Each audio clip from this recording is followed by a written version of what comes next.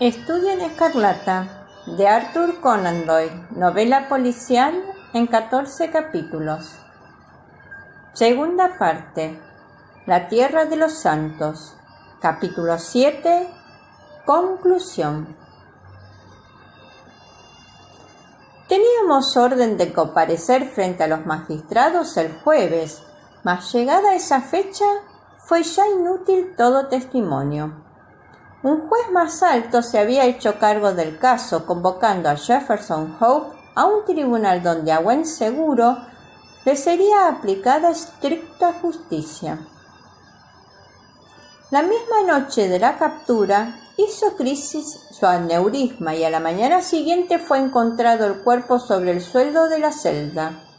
En el rostro había impresa una sonrisa de placidez, como la de quien, volviendo la cabeza atrás, contempla en el último instante una vida útil o un trabajo bien hecho.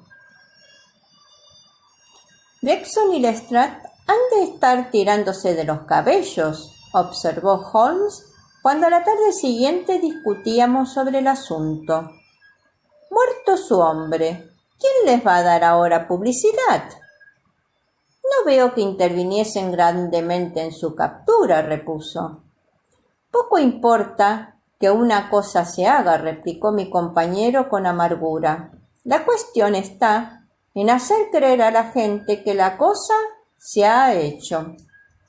Mas vaya lo uno por otro, añadió poco después, ya de mejor humor, no me habría perdido la investigación por nada del mundo. No alcanzo a recordar caso mejor que este. Aun siendo simple, encerraba puntos sumamente instructivos. «Simple», exclamé. «Bien, en realidad apenas se admite ser descrito de distintos modos», dijo Sherlock Holmes, regocijado de mi sorpresa. «La prueba de su intrínseca simpleza está en que, sin otra ayuda que unas pocas deducciones, en verdad nada extraordinarias, puse mano al criminal en menos de 3 días. «Cierto», dije. «Ya le he explicado otras veces que en esta clase de casos lo extraordinario constituye antes que un estorbo una fuente de indicios. La clave reside en razonar a la inversa, cosa, se ha dicho de paso, tan útil como sencilla y poquísimo practicada. Los asuntos diarios nos recomiendan proceder de atrás adelante, de donde se echa en olvido la posibilidad contraria. Por cada 50 individuos adiestrados en el pensamiento sintético, ¿no encontrará usted arriba de uno con talento analítico?» «Confieso», afirmé, «que no consigo comprenderle del todo». «No esperaba otra cosa. Veamos si logro exponérselo más a las claras. Casi todo el mundo, ante una sucesión de hechos, acertará a colegir qué se sigue de ellos. Los distintos acontecimientos son percibidos por la inteligencia en la que, ya organizados, apuntan a un resultado. A partir de este, sin embargo, poca gente sabe recorrer el camino contrario, es decir, el de los pasos cuya sucesión condujo al punto final. A semejante virtud deductiva llamo razonar hacia atrás o analíticamente». «Ah, comprendo». «Pues bien, nuestro caso era de esos en que se nos da el resultado restando todo lo otro por adivinar. Permítame mostrarle las distintas fases de mi razonamiento. Empecemos por el principio. Como usted sabe, me aproximé a la casa por mi propio pie, despejada la mente de todo supuesto o impresión precisa. Comencé, según era natural, por inspeccionar la carretera, donde ya, se lo he dicho, vi claramente las marcas de un coche al que, por consideraciones puramente lógicas, supuse llegado allí de noche. Que era en efecto un coche de alquiler y no particular, quedaba confirmado por la angostura de las rodadas. Los caballeros en Londres usan un cabriolé cuyas ruedas son más anchas que las del carruaje ordinario. Así di mi primer paso. Después atravesé el jardín siguiendo el sendero, cuyo suelo arcilloso resultó ser especialmente propicio para el examen de huellas. Sin duda, no vio usted sino una simple franja de barro pisoteado, pero a mis ojos expertos cada marca transmitía un mensaje pleno de contenido.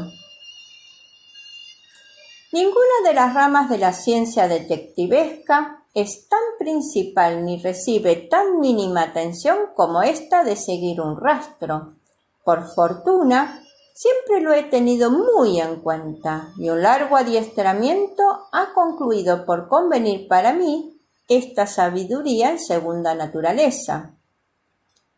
Reparé en las pesadas huellas del policía, pero también en las dejadas por los dos hombres que antes habían cruzado el jardín. Que eran las segundas más tempranas quedaba palmariamente confirmado por el hecho de que a veces desaparecían casi del todo bajo las marcas de las primeras.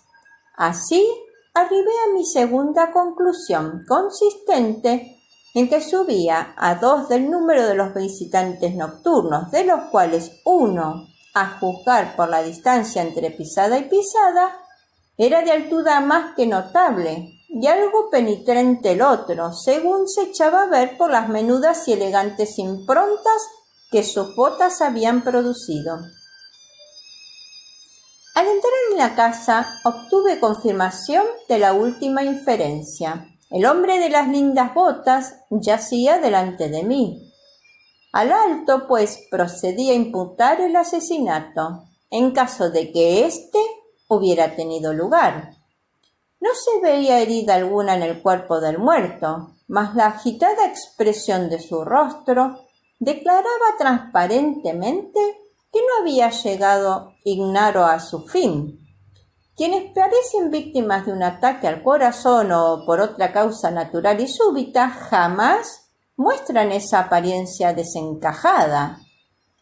Tras aplicar la nariz a los labios del difunto, detecté un ligero olor acre y deduje que aquel hombre había muerto por la obligada ingestión del veneno. Hacer el envenenamiento voluntario pensé que habría quedado impreso en su cara tal gesto de odio y miedo. Por el método de exclusión me vi, pues, abocado a la única hipótesis que autorizaban los hechos. No crea usted que era aquella en exceso peregrina. La administración de un veneno por la fuerza figura no infrecuentemente en los anales del crimen. Los casos de Dolsky en Odessa y el de Leturier en Montpellier acudirían de inmediato a la memoria de cualquier toxicólogo. A continuación, se suscitaba la gran pregunta del por qué. La rapiña quedaba excluida, ya que no se echaba ningún objeto en falta. ¿Qué había entonces de por medio? ¿La política? ¿Quizá una mujer? Tal era la cuestión que entonces me inquietaba. Desde el principio me incliné por lo segundo. Los asesinatos políticos se dan grandísima prisa a escapar una vez perpetrada la muerte. Esta, sin embargo, había sido cometida con flema notable, y las 1000 huellas dejadas por su amor a lo largo y ancho de la habitación declaraban una estancia dilatada en el escenario del crimen. Solo un agravio personal, no político, acertaba a explicar tan sistemático acto de venganza. Cuando fue descubierta la inscripción en la pared, me confirmé aún más en mis sospechas. Se trataba evidentemente de un falso señuelo. El hallazgo del anillo zanjó la cuestión. Era claro que el asesino lo había usado para atraer a su víctima el recuerdo de una mujer muerta o ausente. Justo entonces, pregunté a Gregson si en el telegrama enviado a Cleveland se inquiría también por cuanto hubiera de peculiar en el pasado de Drever. Fue su contestación, lo recordará usted, negativa. Después procedí al examen detenido de la habitación, en el curso del cual di por buena mi primera estimación de la altura del asesino y obtuve los datos referentes al cigarro de Trichinopoly y a la largura de sus uñas. Había llegado ya a la conclusión de que, dada la ausencia de señales de lucha, la sangre que se salpicaba en el suelo no podía proceder sino de las narices del asesino, presa seguramente de una gran excitación. Observé que el rastro de la sangre coincidía con el de sus pasos. Es muy difícil que un hombre, a menos que posea gran vigor, pueda fundir impulsado de la sola emoción semejante cantidad de sangre. Así que aventuré la opinión de que era el criminal un tipo robusto y de faz congestionada. Los hechos han demostrado que iba por buen camino. Tras abandonar la casa, hice lo que Gregson había dejado de hacer. Envié un telegrama al jefe de policía de Cleveland, donde me limitaba a requerir cuantos detalles se relacionasen con el matrimonio de Enoch Driver. La respuesta fue concluyente. Declaraba que Driver había solicitado ya la protección de la ley contra un viejo rival amoroso, un tal Jefferson Hope, y que este Hope se encontraba en la sazón en Europa. Supe entonces que tenía la clave del misterio en mi mano y que no restaba sino atrapar al asesino. Tenía ya decidido que el hombre que había entrado en la casa con Driver y el conductor del carruaje eran uno y el mismo individuo. Se apreciaban en la carretera huellas que solo un caballo sin gobierno pueden producir. ¿Dónde iba a estar el cochero sino en el interior del edificio? Además, vulnerada toda lógica, el que un hombre cometiera deliberadamente un crimen ante los ojos, digamos, de una tercera persona, un testigo que no tenía por qué guardar silencio. Por último, para un hombre que quisiera rastrear a otro a través de Londres, el oficio de cochero parecía sin duda el más adecuado. Todas estas consideraciones me condujeron irresistiblemente a la conclusión de que Jefferson Hope debía constarse entre los aurigas de la metrópoli. Si tal había sido, era razonable además que lo siguiera siendo. Desde su punto de vista, cualquier cambio súbito solo podía atraer hacia su persona una atención inoportuna. Probablemente durante cierto tiempo al menos persistiría en su oficio de cochero. Nada arguía tampoco que lo fuera a hacer bajo nombre supuesto. ¿Por qué mudar de nombre en un país donde era desconocido? Organicé por tanto, mi cuadrilla de detectives vagabundos, ordenándoles acudir a todas las casas de coches de alquiler hasta que dieran con el hombre al que buscaban. Qué bien cumplieron el encargo y qué prisa me di a sacar partido de ello, son cosas que aún deben estar frescas en su memoria. El asesinato de Stangerson nos cogió enteramente por sorpresa, mas en ningún caso hubiésemos podido impedirlo. Gracias a él, ya lo sabe, me hice con las píldoras cuya existencia había previamente conjeturado. Vea cómo se ordena toda la peripecia según una cadena de secuencias lógicas en las que no existe un solo punto débil o de quiebra. ¡Magnífico!, exclamé.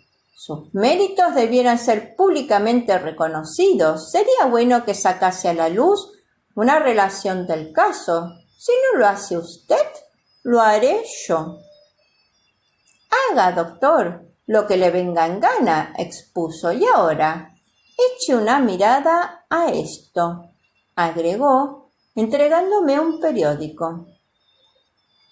Era el Eco del día, y el párrafo sobre el que llamaba mi atención aludía al caso de autos. El público rezaba: se ha perdido un sabrosísimo caso con la súbita muerte de un tal Hope, autor presunto del asesinato del señor Enoch Trevor y Joseph Stengerson.